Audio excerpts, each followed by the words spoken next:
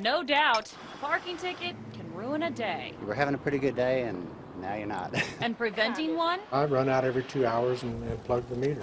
Michael Benton owns a shop near downtown. I've seen a lot of people just grab the ticket off of the windshield and just toss it. Turns out, so have a lot of others. The 2 News investigators crunched the numbers and found the worst violator with 124 outstanding parking tickets. 124 seems like an awful lot. That's followed by a car with 91 tickets. It's really disappointing when you see that there are people here in Tulsa who have so little regard for the law, but then also that we are letting them get away with it. The city of Tulsa is owed a whopping $2.8 million in unpaid parking tickets. Not a huge change from the $3.5 million we found 5 years ago.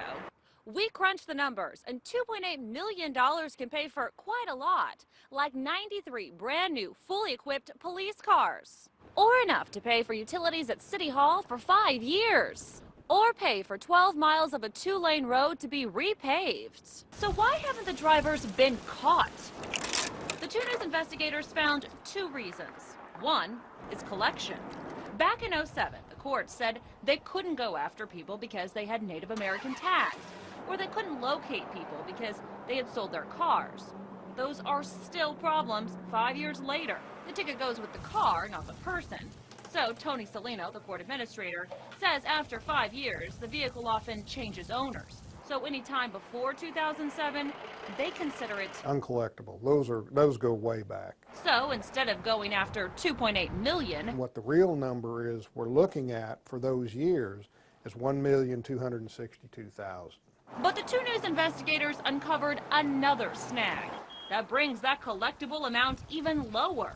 In 2009, the state changed its computer system. We lost all the data on the old tags that they had, so we were no longer able to retrieve that. That's because up until then, the city of Tulsa was only recording the last 6 numbers of a car's VIN number. I wish we had the whole VIN, but that was in place for years, long before I took over. So technically, the city can't go after people with unpaid tickets before 2010. So now the amount collectible out of that $2.8 million goes down to just $479,000. That's $2.3 million you and the city will never see.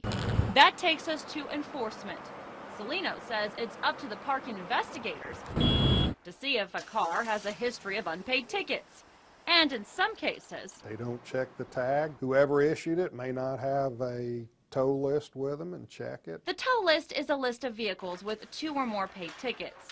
The vehicle is supposed to be booted or towed. The list changes weekly, and you're talking about a high volume of vehicles, so it's the ability to query those vehicles and determine which ones the judges have declared a nuisance in order to be booted. Hundreds of vehicles that on paper stack up to an inch thick. The parking investigators are supposed to carry that information around.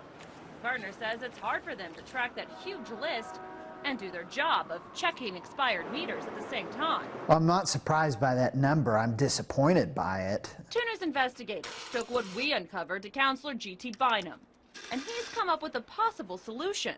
E-ticket machines. Right now, the machines are mostly used for speeding tickets, but Bynum would like to get at least one for parking enforcement. He says it could solve one of the problems, holding that massive tow list. We're talking 1 or 2 devices here that'll allow those people to do their job better and to bust people who are taking advantage of the system on a routine basis. As a result of our investigation, Counselor G.T. Bynum plans to bring up the e-ticket machines in an upcoming council meeting.